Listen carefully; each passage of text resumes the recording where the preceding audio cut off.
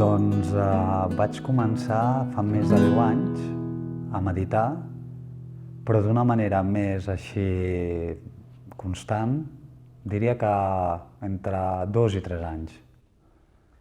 On t'agrada meditar? Aquí, a casa, als teus llocs? Soc bastant de meditar a casa perquè, ja fa temps que tinc aquest costum, però sí que és veritat que medito millor aquí. I és veritat que el fet d'estar en grup i d'estar dins l'atmosfera, la meditació és millor. És millor la que fem aquí al dojo, la veritat. Què creus que t'ha aportat la meditació a la teva vida quotidiana i professional, a la vida personal en general? Doncs moltes coses. La veritat és que des de, diguéssim, un coneixement de mi mateix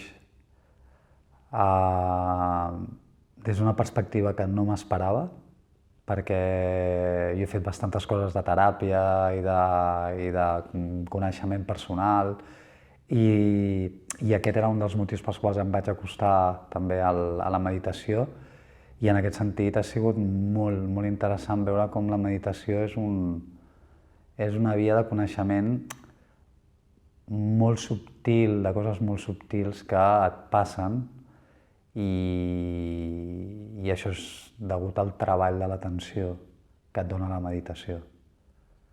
El treball de l'atenció que fas en el respirar, que et dona accés a aquestes àrees una mica fosques, una mica amagades, una mica inconscients, i a partir de les quals entres en contacte amb elles i aquest és el punt on realment pots transformar la teva realitat, vull dir, perquè és a partir d'aquest contacte, no?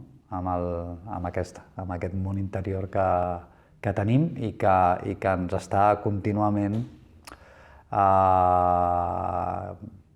creant certes